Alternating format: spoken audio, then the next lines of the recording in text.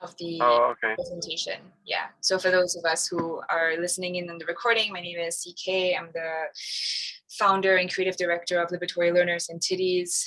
And Juan is an individual. Juan, why don't you go ahead and introduce yourself? Okay, my name is Juan Botero. I'm the founder and CEO of Glass Innovation Company. We're a company that creates substitutes for single-use plastics in the construction sector. It's a product that has patent and its application. It can be done worldwide and on any kind of weather, country, building, any kind of surface. So here we are. Juan, could you maybe walk us through, while we're waiting for people to join the meeting, could you walk us through a process of, let's say, we were to employ you in New York City, if let's say like a council member, like what would that process look like for a new developer? Well, okay, the process is the same in the world, so it's not something new or different from country to country. We operate in more than 8 countries, including we started in South Florida in the States, and we're working with general contractors such as CAS, Moss, Suffolk, that I can remember. But the process is simple. During construction, the GC, the general contractor, hires subcontractors that are allowed to use any kind of protection to safeguard the products they install. Let's say an example could be windows. So if everybody's familiar with windows and they have seen like the blue plastic they put on the windows during the construction, that's one of the plastics that we are creating a substitute for. We realized that these plastics cannot be recycled or converted into new plastic again because of the process they're manufactured. The process to create new plastic from that recycled plastic could create more pollution than the plastic itself. So we developed a product that the construction industry is calling it as a that they have found consistency in our product, in a way that instead of using the black plastic they use to cover the floors or tiles, or the stretch film they use to protect cabinets or woodwork, or the windows, or any kind of single-use plastic they use on the process of protection in a construction site, we deliver a product that delivers consistency. Instead of using 10 different things, you're going to use one that it's applied by air spray. It can outstand weather.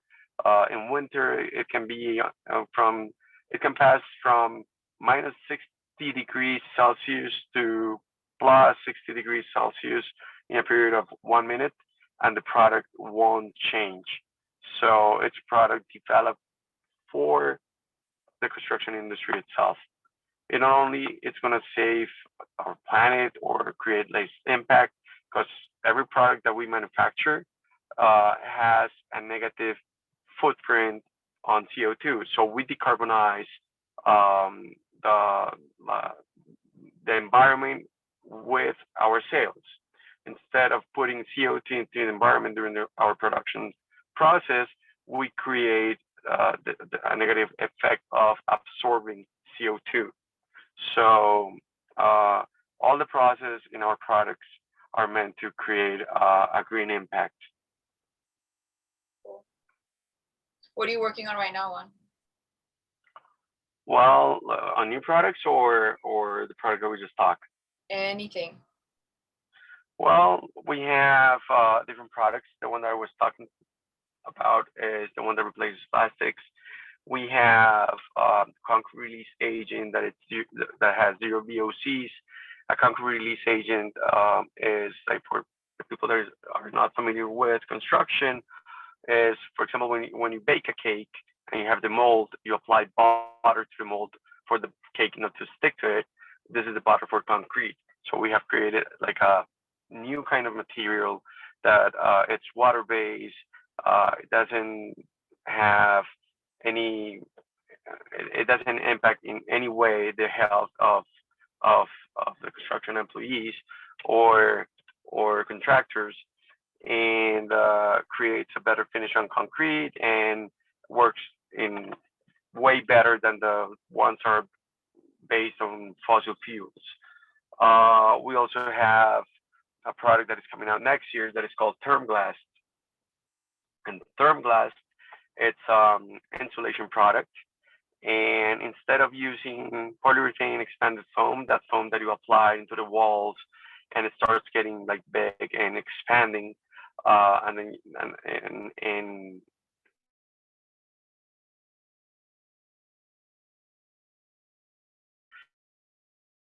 Juan, you there?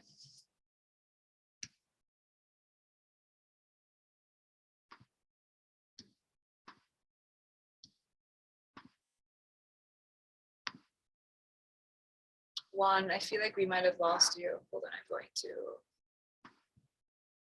text you to make sure that you're still on.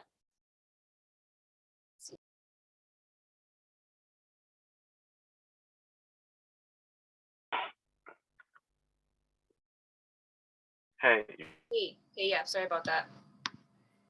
you're back. Yep. Okay.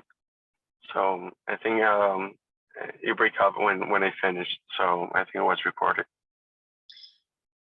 Yeah, you were talking about a new product that you were developing that's going to be coming out next year, and that's when we got cut off. Okay, so it's Therm Glass, and it's an insulation product that replaces expanded polyurethane foam. The expanded polyurethane foam is the foam they use to create insulations in the States. It's a product that you put between walls, and it starts expanding and creates a better insulation for ceilings, walls during the winter and the summer. We have created a product that replaces that, and instead of creating or having to use a foam that needs space, we create a product that weighs like 3 times the air.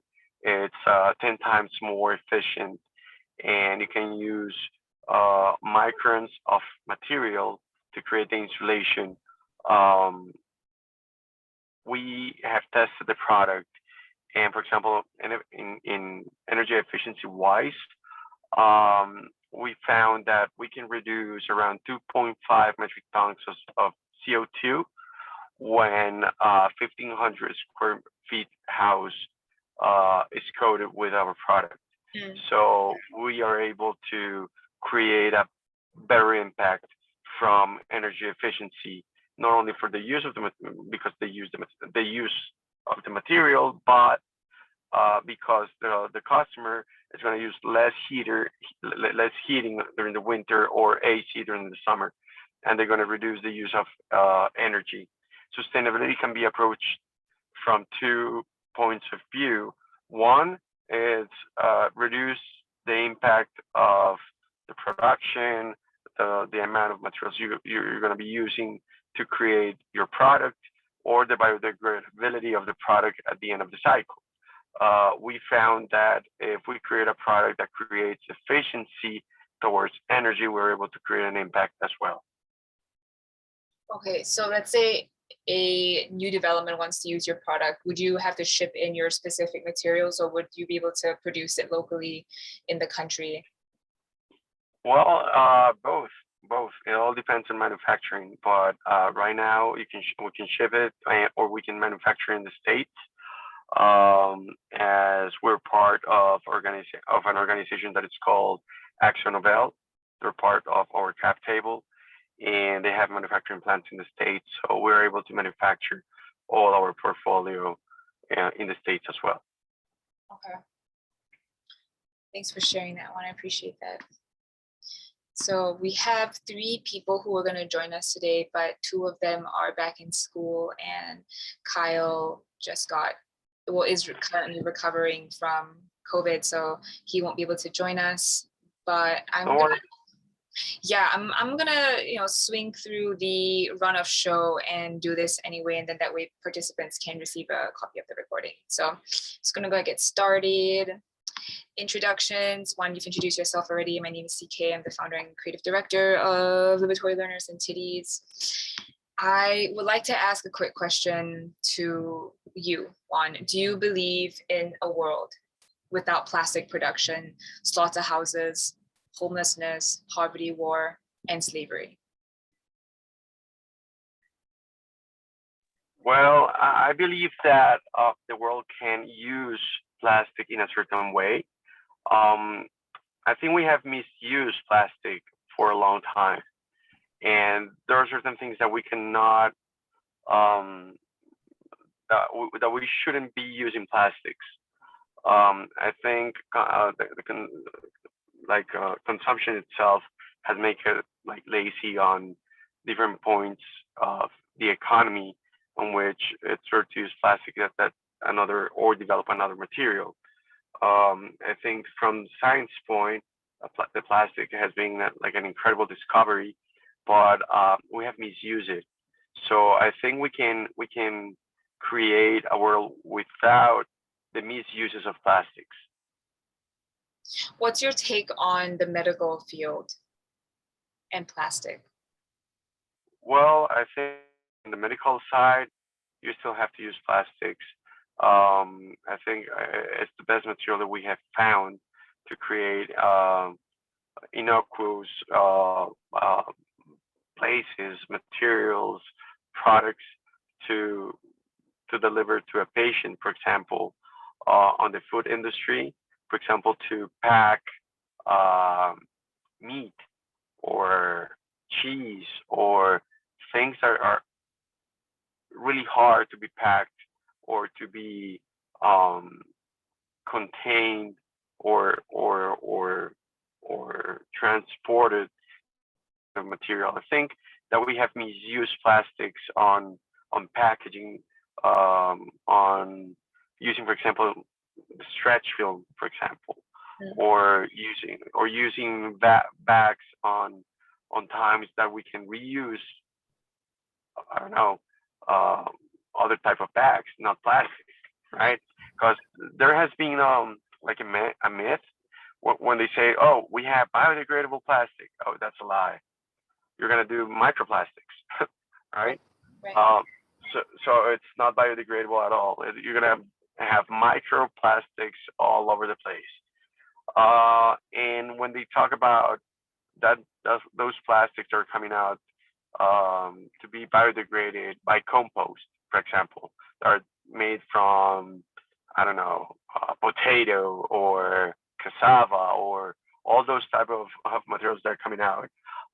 Not because it's coming from nature, it's gonna biodegrade. Oil comes from nature, right? Plastic comes from nature. It's a lie to tell the consumers, oh, you can compost it at home. No, you have to industrial compost can biodegrade that kind of products.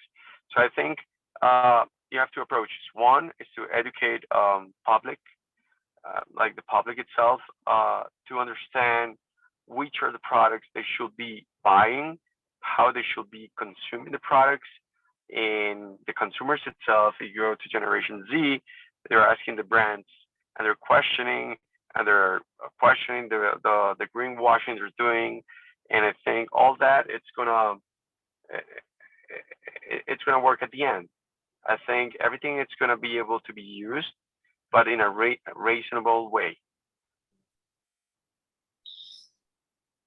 So when you hear us talk about ending plastic production, what's the first action line item that comes to mind? When Given you what? I'm sorry. given the need still, the apparent need to use plastic in the medical field, which I believe we can use the plastic that already exists to create alternatives. I mean, we're always able to innovate and reimagine situations, and I don't feel like that's going to be any different from the medical industry. So when I say, end plastic production, we're talking about the raw material from the very extraction of oil and converting them into polymers. So when you hear end plastic production, what is your take on the first line item that we need to be moving forward with? Well, I think on from the policy side, I think if you go all over the United States, you're going to see people don't recycle. They don't have the culture to do it. It's very few people who does it, right? So if you want to change the way of and create and recycle the materials that we use, I think firstly we have to have a very good policy on education, and secondly we should use when the public is educated and we have created conscience, we should do a policy on recycling itself and how quickly the plastic that we use is put on the market again. If you had a magic wand to change one aspect of climate change, what would it be?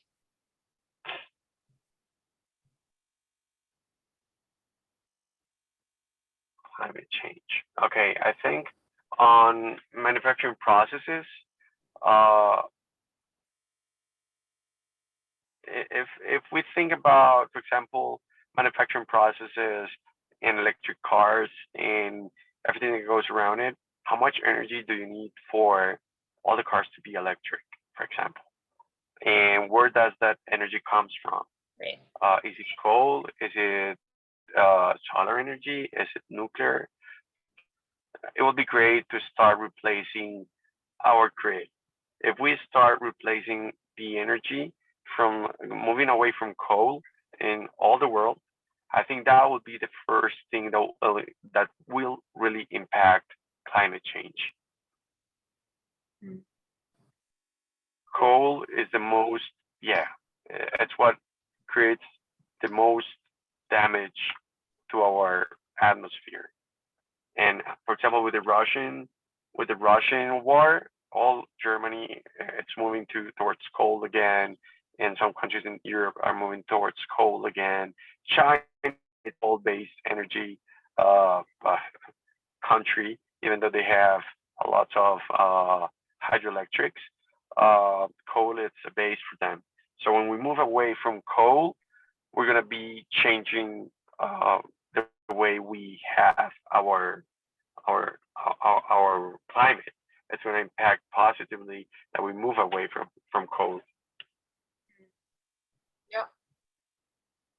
My answer was, or it has been, to change the consciousness of people and the stakeholders, the gatekeepers who are in charge. For example, the CEOs of major corporations like Coca-Cola and Pepsi and food, basically the food industry. I would wave a magic wand over their consciousness. They would make better decisions when it comes to producing and manufacturing plastic packaging, and decide all together at the same time to move in a direction that produces organic substances again. So when we're talking about biodegrading, it's actually going to biodegrade and not turn into microplastics. And it's funny that they would still believe that biodegradable is a good thing, even though they know very well the repercussions and the effects of what happens when bits of plastic get broken down. Like, what's insane to me is this energy that we keep buying into, where we know something is wrong and bad, not only for ourselves, but for the people around us, but we still somehow justify these decisions, and the justification of one aspect of a negative impact affects a lot of other things. The same reason why people have justified going to war and staying in war, and justify slaughterhouses and killing animals in a way that promotes violence and suffering, and then those energies get reinforced and perpetuated in our day-to-day activity. So the purpose of this blueprint presentation was to really draw the connections between the energy behind ending plastic production on a global scale, and this will take time, with everything else, and how one decision to end something, knowing that that decision is going to be made from a place of love and prosperity and harmony, how that will affect the chain of events as we travel down the more nebulous areas of homelessness and poverty and war and slavery, which can seem like huge topics, but it really stems from people's states of consciousness and their various levels of abundance and lack, how they are in the world. So with that, I will get going into the presentation here, which Caroline has lovingly put together. Caroline is a second round intern for the Summer Youth and Employment Program, one of the largest employment programs in the nation in the United States. And we also have Kyle, who's a junior in high school who majors in cybersecurity, and he was responsible for reaching out to a lot of the council members and getting in contact with one of our major sponsors, Earth Hero.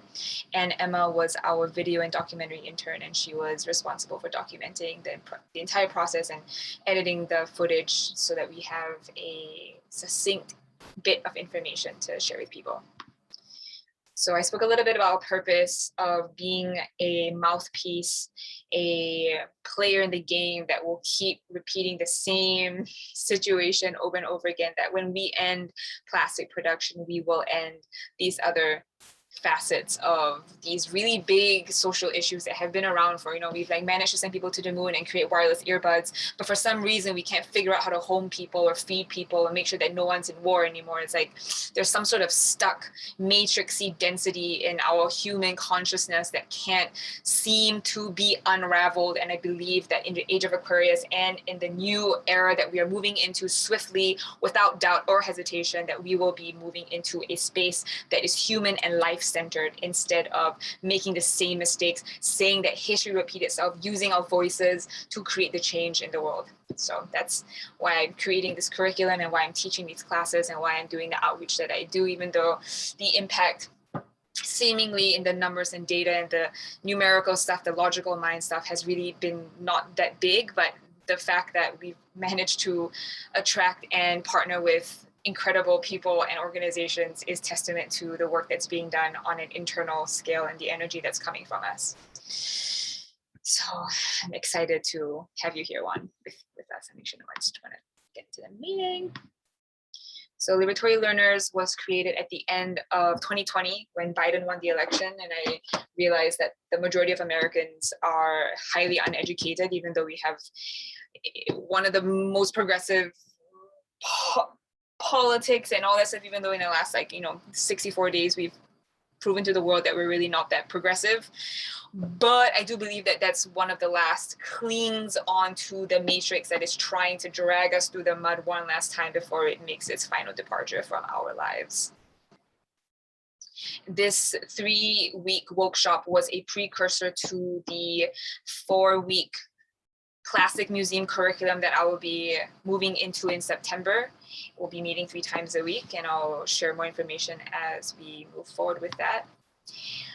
We've partnered with Benjamin Von Wong, Susan Champney, and tomorrow Gary Dusick from Precious Plastics New York City will be joining us to do a demonstration, workshop, information teaching session about the work that he's doing. I'm extremely excited to be working with these 3 folks. They have been incredible friends and mentors and guides throughout this process.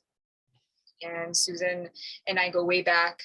Ben, I met 2 years ago, and Gary, I visited his studio last year in the Bronx, and he's been working with Precious Plastics New York City and Pace University, which is the 2 institutions in New York City that is working on creating solutions to the current plastic waste, which is pretty insane in New York City.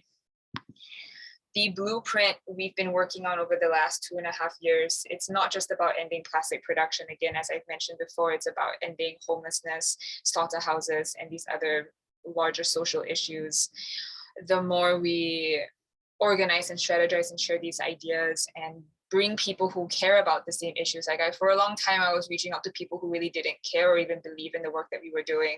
And I wasted a lot of energy reiterating this vision to people who didn't have the imagination or the capacity to hold empathy in the same amounts that we were. And I'm also realizing that the age group that I was hitting, I was, talking to people my age in the 28 to 35 age range. But unfortunately, a lot of these, people in that age range have already sort of been indoctrinated into non-belief. And so I've shifted gears and to find the 18 to 25-year-olds who care about this stuff and who don't want to participate in the matrix anymore, who don't want to get a full-time job because they see how much of a lie all of this has been. So I will explain more about the roles probably during the Plastic Museum curriculum.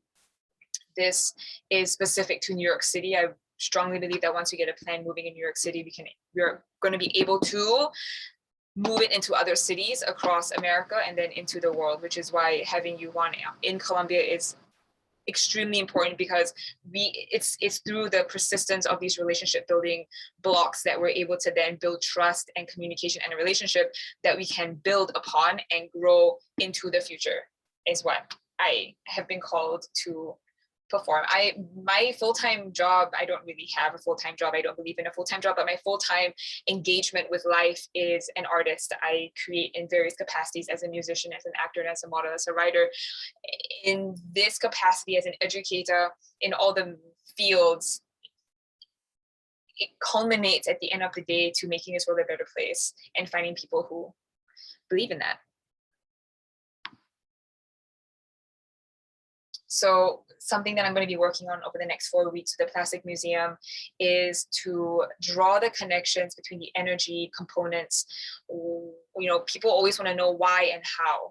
The how, I tell people, will come when you make a decision, yes or no. It's actually a really simple decision. Are we going to end homelessness? Yes or no. Are we going to end poverty? Yes or no.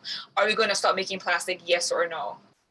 Once you've made a decision, if it's yes, then the answers will start coming to us.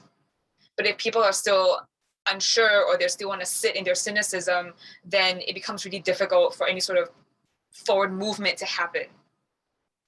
And the coral reefs are calling out to us, and the dolphins and the marine life are like, please, like, represent us, because we can't appear on land and like slap the CEOs across the face and be like, what are you guys doing? For real. So that's what I'll be working on moving forward.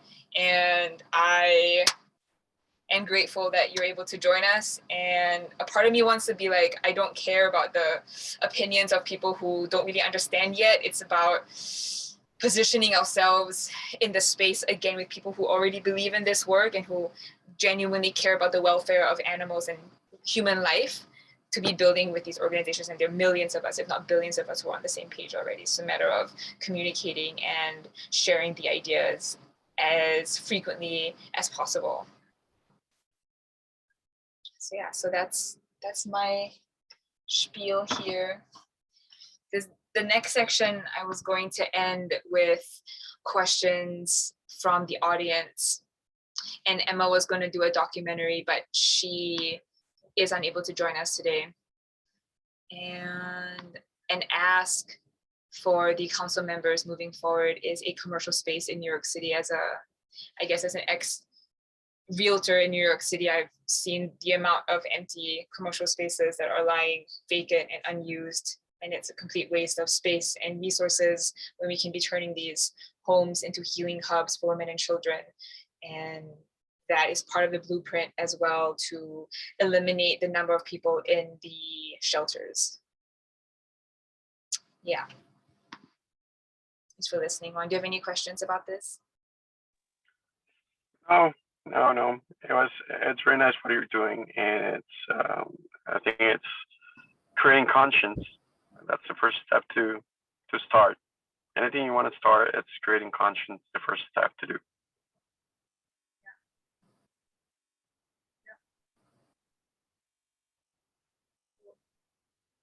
Well, I know you're at a trade show, so I don't really have any more to add to this. Again, it's about like conserving our energy for those people who want to be part of this, and I believe that we will attract the correct people along the way. And anything that I can help you with, I mean, you showing up today, Juan, is huge. And I really, really appreciate, because we haven't been able to connect outside of the pitch competition. Uh-huh. So this is really, really helpful that I'm able to communicate this to you, and you have an idea of what this is and where it's going, even though it seems like a fraction of movement. You know, I met a bunch of people from Break Free from Plastic, and even though they're such a large organization, what they're doing, and what's one of my heavy criticisms to them when I was on the meeting with them, was that you guys are spending time doing brand audits when you already know the brands that are doing the harmful things, and the brands know what they're doing. So it's sort of like, what's the point in using a platform to, it's sort of like busy work to me, you know, whereas I'm more about direct action and really getting into the nitty gritties of the spaces that really create change. So one of the initiatives that we're doing Here, I'm going to actually do a new share so you can see our, hold on here, let's make sure I'm going to be sharing the correct screen. Our line item, what will be here? Share. Okay, so the blueprint, this are the different roles that people will show up to a healing hub, and each color represents a different line item and a different participation role that people will have. This section here, I will hold off on explaining because without the enactment of certain things, it's difficult for people to sort of imagine the purpose of it. So I'll hold off on that. But one of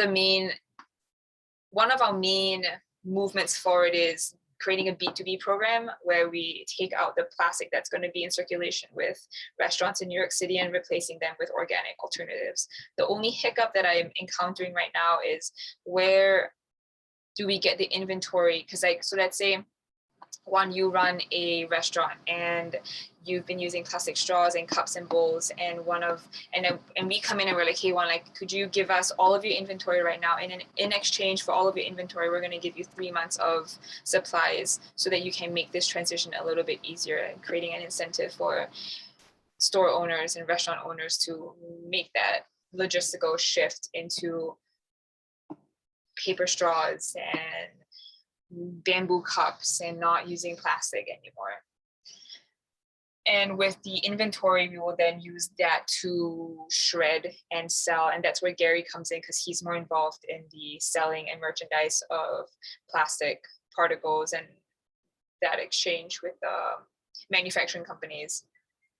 So that's one of the main things that we're working on. And I see this being implemented next summer when we have the interns again. But that's the goal for right now, is to figure out that part. It looks good. It's a long process to go, but it's worthwhile, I feel. And even and I guess something that I'm also hoping and wishing for is that we don't have to be the ones to do this. If, let's say, a company comes along and they see this model and they want to adopt it, like, by all means, like, please go ahead and do it and make it happen. I feel like it's more important to be sharing these ideas than hoarding the knowledge and information that we have. So yeah. Well, these are our line items that. Well, I hope that you're able to accomplish something of this, because it's going to do an impact.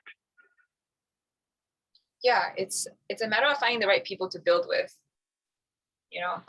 Like I said, I'm not a business person, I'm an artist. So this is a very different field for me to be going into. But for some reason, I don't know, the universe is asking me to be in there, And when I'm on stage performing my music and stuff, like, this is what I talk about. This is not just something that I do whenever I'm in these meetings. It's something that I talk about almost all the time. Like, people are tired of listening to me talk about this, but it's like, yeah, I don't know. I feel like some of us experience the waste on like a different level. Like, we feel things in different capacities, and I don't know. I'm just like, I can't like not feel, you know what I'm saying? Like, I can't not think about this and not work. I understand.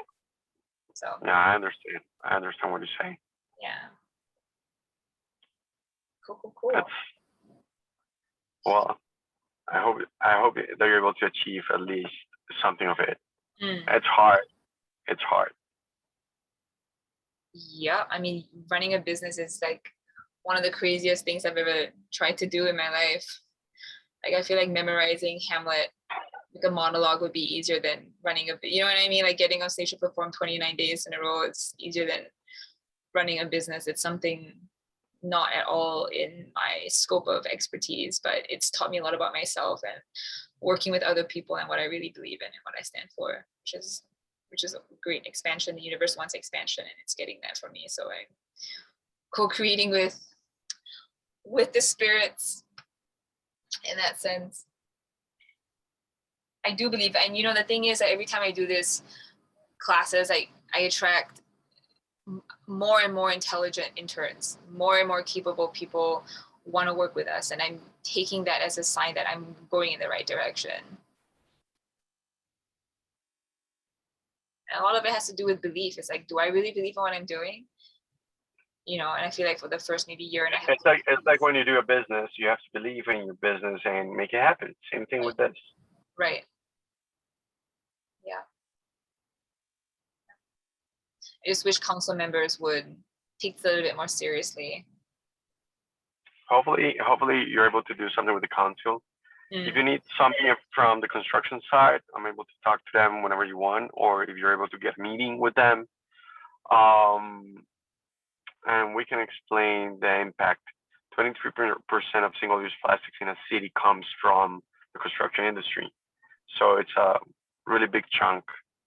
What's the percentage number again, Juan? 23%. 23. Yeah.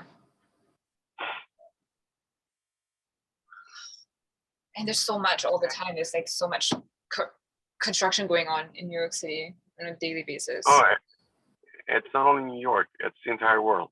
Yeah. All right. Heard. Oh, well, I gotta run, so. No worries, Juan. I appreciate your time. We'll end it here. No, Thank you very much for your time, Juan. I appreciate it. And we'll touch base again outside of this. we will. We will. Okay. And thank you for the invite. You're very welcome. Thank you for attending. Alrighty. All right. Have a nice day. Bye, everybody. Bye. Bye.